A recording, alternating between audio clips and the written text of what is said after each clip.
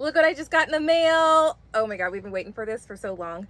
I've been looking at it for almost an hour now because I can't believe how small this is. Small and light. This is the Victron Orion XS 50 amp DC to DC or alternator charger.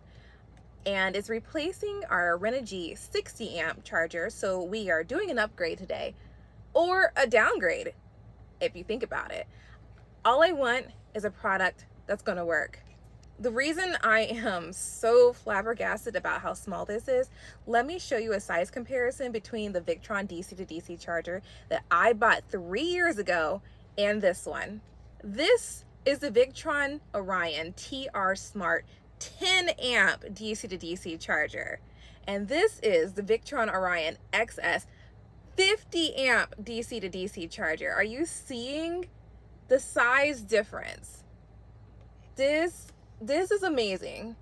And one thing you can't tell through the screen, this is much heavier than this is. When I first bought the Dreadnought, I thought that I could power all of our AC and DC needs with our 1100 watts of solar and a Bluetti AC 200p solar generator. And at the time, that was the solar generator to have. It was top-notch technology and it cost a lot, but it also worked pretty good, and it still works pretty good. I still have it. Now, I'm not going to talk bad about Bluetti or my AC 200p solar generator. We're talking 4 years ago at this point, and that was top of the line. So the problem with the Bluetti AC 200p was not that it didn't bring in enough power or hold enough power during the day, is that internal systems that actually ran the unit drained the unit so badly overnight. So we're losing all of our solar at least by 7. And by 7 in the morning, our generator's on 5%. Now you've got to wait until 8 or 9 before you have a decent amount of solar to actually get started with your day. So what that led to was a whole bunch of YouTube research on what I can do about this. Like, short of adding more solar, what can I do? So I continued to research on YouTube, and I came across people building their own battery backups via lithium iron phosphate batteries, LiFePO 4 or LiFePO, if you're familiar with that. It was a bit of an expensive upgrade, but shortly after that, Bluetti came out with their very first add-on battery bank for their solar generators. And going the DIY route was more cost efficient in the long run than buying another one of their products. And I do have to admit that my trust was a little bit bruised because, you know, this was the it product of the year and it wasn't meeting our needs the way I thought it was going to. So I said, I'll hold off on a while. Let me try this DIY route. And now, as you see our electrical closet, you don't see our Bluetti solar generator anywhere in here. Buying the one add-on battery really changed our entire electrical system. So now our Bluetti AC 200p is truly a backup system for emergencies. Dreadnought is powered by the same 1100 watts of solar, 800 amp hours of lithium batteries, a 30 amp shore power plug. But what it's not powered by is our Renogy 60 amp DC to DC charger.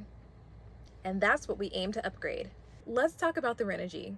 First install, I ran 4-gauge wire per their instructions from my internal electrical cabinet all the way out to my external electrical cabinet. And that wire got so hot, it almost started a fire. You need to size your wire for twice the length of your run. We are running about 15 feet from the internal electrical cabinet to the external electrical cabinet. We don't look at the wire size for 15 feet. We need to follow the wire size for 30 feet, and that's for the positive and negative wires. We didn't find that out until I consulted with a Facebook DIY van life electrical support group.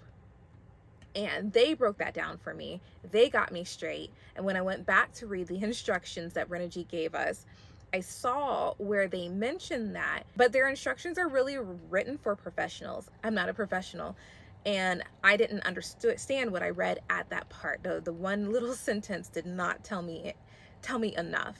But like I said, that Facebook group got me straight. Best solution would have been for us to run 2-gauge wire between the length of both cabinets. If you've seen the cost of 2-gauge wire compared to 4-gauge wire, it's a big difference. And we had a ton of 4-gauge wire still on hand. So what we did is we doubled up the 4-gauge wire. Our systems were no longer running hot.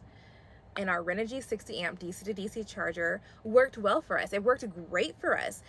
We made a trip all the way across the country from Georgia all the way to Arizona and back, and we had alternator charging, and we didn't have to worry about a thing. And then as the time progressed over the last year, we started having issues. Either the DC to DC charger was no longer charging our batteries, or our fuses would flip. I have been chasing this problem, and I have been throwing money at this problem for about a year now. Our issue could be our wiring. It could also be our lugs. Doing your own wiring is very fickle, and there are people out there who explain how to do things correctly. I'm a big fan of explorist.life. I actually built my electrical system through schematics that I bought from that creator. People have told me that our only issue is that we bought a Renogy product, and I, for one, do not want to blame the company. I think it is a good choice to start off with Renogy, and if things break or as things break, you can upgrade to Victron, as we have been doing. We did not go in with a full Victron system, but I can tell you the Victron products that we have bought just work, and they work very well. Now let's get this Victron 50 amp installed. First, I'm going to be disconnecting the doubled up 4-gauge wires and testing the system with a single 4-gauge wire. If all goes well, I'll pull the excess wiring out of the ceiling to clean things up.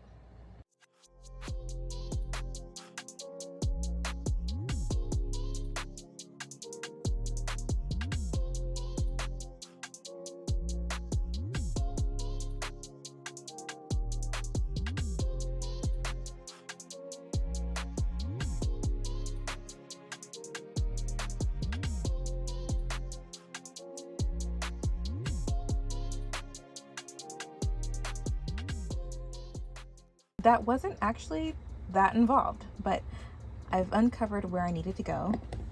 And these are the wires here that I'm working with. And I'm looking at this and I say, what happened here? Did I tape this once upon a time and then untape it? I don't remember, but I am going to check these wires and make sure they're not damaged. Maybe that's Gorilla Tape residue, I'm not sure. The reason why we have this junction behind the panel is this is where the original DC to DC charger was going to go, tucked out of the way. And then when I found out how warm they run normally, I elected not to have them closed up in a wall. But since I had already cut them for the installation, this is what I have been forced to work with. Okay guys, we found the one that fits. This is the 11/16. And it's a good thing I turned it with my hand, because I don't really think that I have the socket wrench to go with this.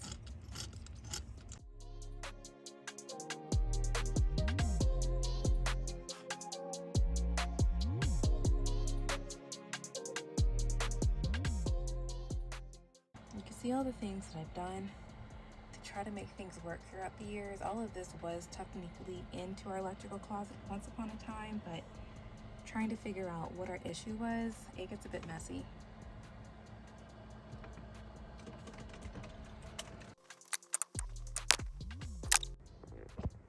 I'm about 75% of the way through this project. I knew it was going to be a little time consuming, being that we had to fish wires back out of the ceiling, out from behind the walls, out from behind different cabinets.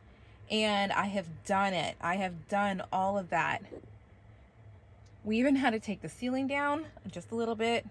Had a pretty nasty surprise up in there.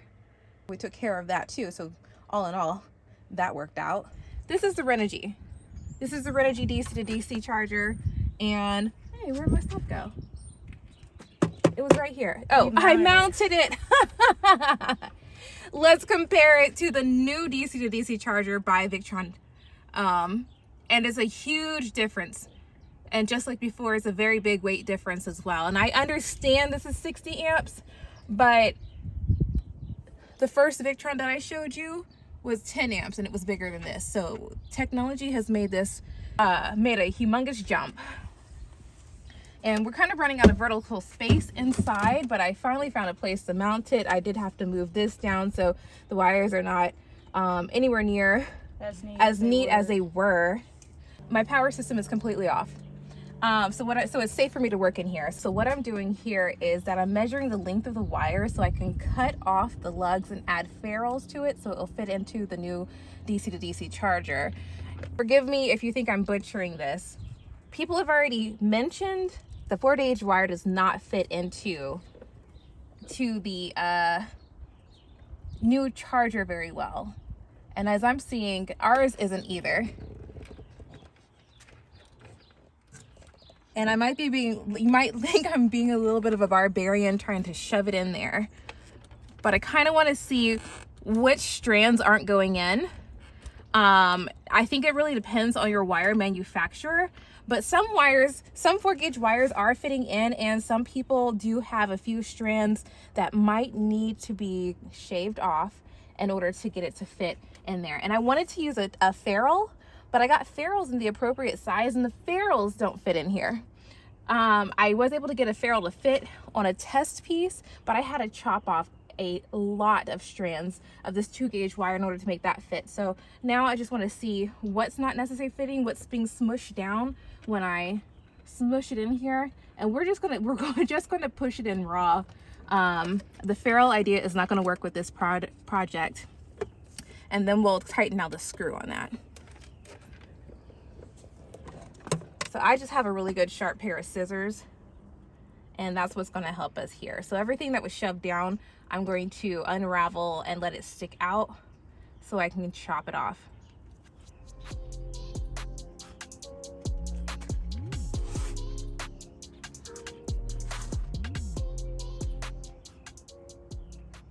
It may look like a lot, and I feel like it is a lot, but I wish they had made that a little bit bigger. They were probably using measurements that the rest of the world uses.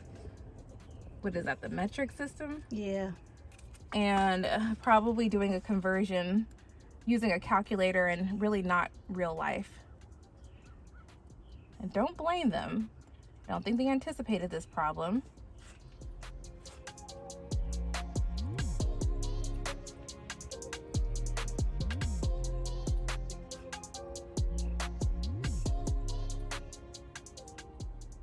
These are the guys that are getting trimmed.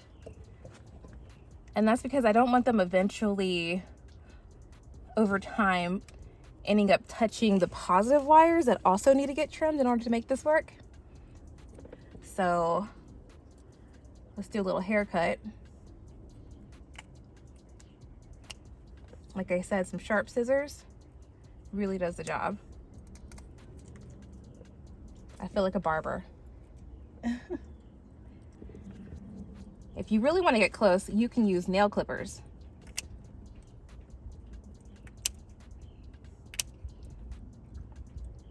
I feel like we got a good trim there. Yep. And I'm gonna just push these back up. Being careful because now they're a little bit sharper and we don't wanna jab them into our fingers.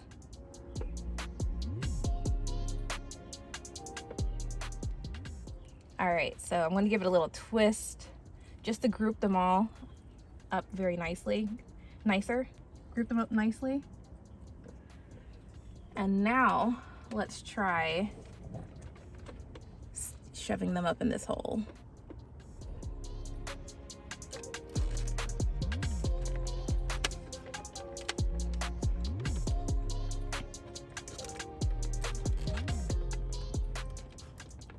All right, it's pushed in as far as I can get it. And let me tighten this screw down. Yes, I feel the resistance. And let's give this a really good tug because we are in a moving vehicle and we don't want anything vibrating its way back out. I feel like that one's in there very good, pretty good. I do really wish that like I could put like a sheath or something on there, but you could put a shrink wrap on it, or a heat wrap, or maybe not now. Shrink. You'd have to take it down. Do you think we should do that? We definitely decided we want to put a little shrink wrap on this just to minimize how much exposed wire that we have there. The safer we can be, despite this, you know, not letting us use the safety measures that we want to use, the safer we can be, the safer we will be in the long run. Ooh, girl, you coming out? Thank you. Okay.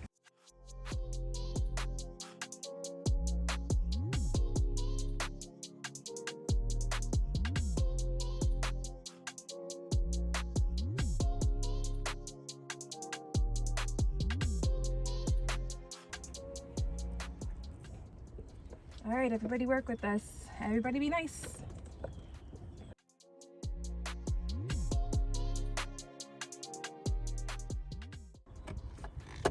All right, it's on there tight.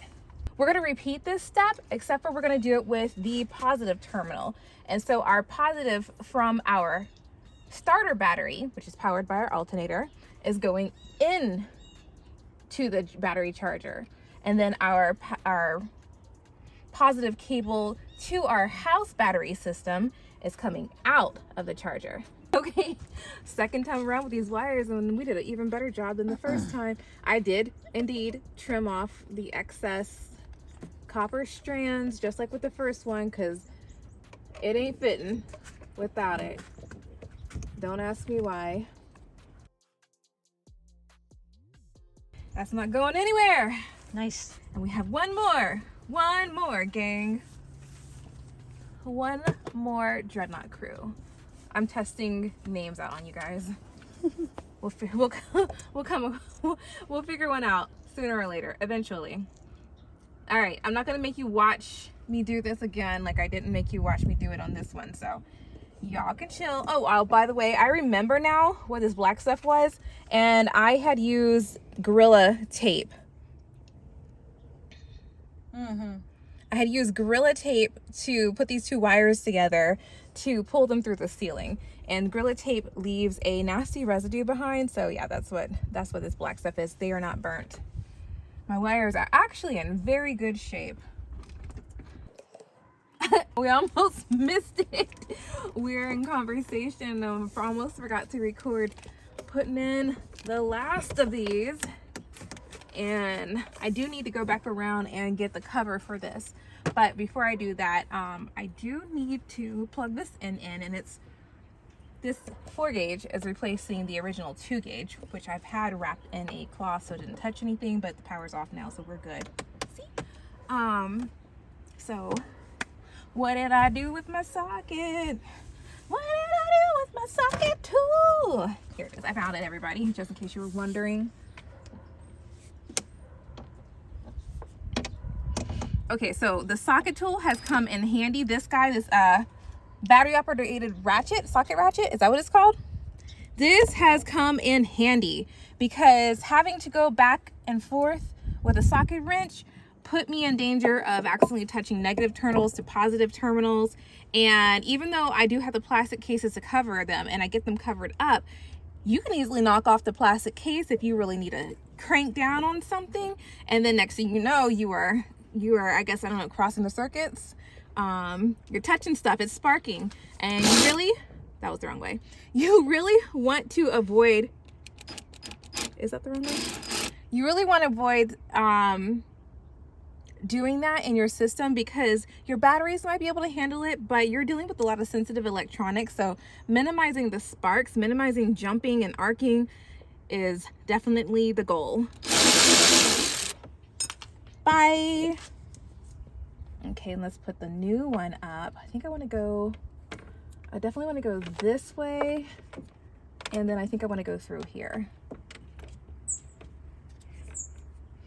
It's always a puzzle. We do still have extra hanging out, but it's better than having too little. I have done the too little thing, and you got to get really creative so that you don't have to start over. Oh, change it around, click. This is a lifesaver. Because now I do more checks on my system too to make sure all of the bolts are still tight, because you are riding around in what equates to an earthquake every day. You drive this thing and bolts do loosen up. So making my electronic checks becomes a whole lot easier with this ratcheting tool.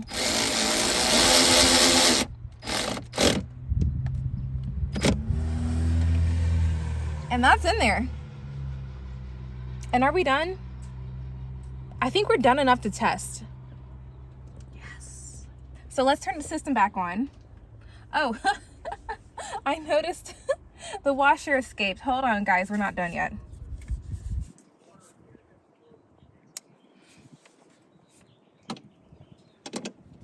Why didn't y'all tell me the washer escaped? We need that. It keeps the surface of the lug flat against the surface of the terminal.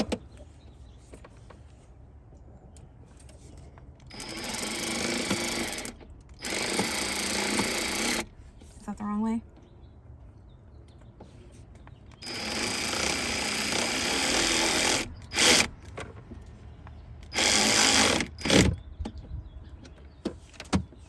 You don't want to do it too tight, because you can break off the terminal like I did here earlier, but I kind of had to because it got cross-threaded and then we couldn't get the wire off and we needed it. So I'm just going to tuck these guys in so I can close the door, and I think we are ready for a test. Oh wait, let's turn the system back on. Yeah, there we go. Everything's coming back on. Now I think we're ready for a test.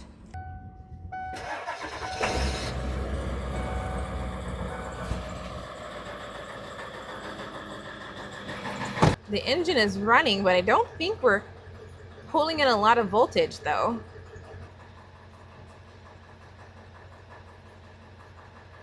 I don't know if we have a success here or not. It's maybe something I should check in the settings. I did go to the settings before starting the engine.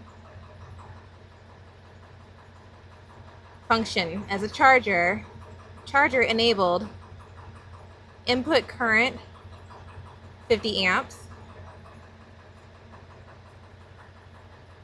Output current 50 amps. Battery setting 14.2. There it goes. 50 amps right there. Getting all 50 amps, it looks like. Let's go back and check and see if it's getting warm. I hear that it does still get warm, not as hot as it used to, about 40 degrees less. But let's go see what that feels like. Yeah, I do feel it getting warm, but it's not hot. Like maybe I need to give it a little more time. But this feels good. 50 amps. Bringing in all 50 amps. We're a little bit away from our Wi-Fi. I've got something pulling on the inside because I just turned the system back on. But I don't think we are actually pushing 50 amps into our batteries, and I think this input voltage is quite high.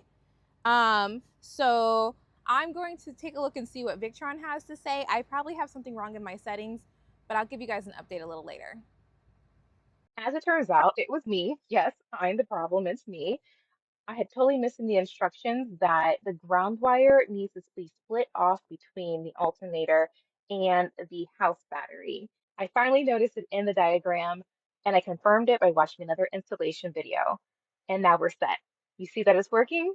So we're not getting the full 50 amps right now, but we were getting 50 amps earlier. I believe this is due to our alternator. We have a dual alternator system, and I already know that one of the alternators is bad. But we are very happy with the 26.5 amps that we are getting. That's more than a little bit. So that's it. That's our electrical system journey. This is our journey from upgrading our Renogy 60 amp DC to DC charger to a Victron 50 amp one. If you have suggestions or see something I can improve, drop a comment. And if you like this video, give us a thumbs up and subscribe for more van life content like this. See you later.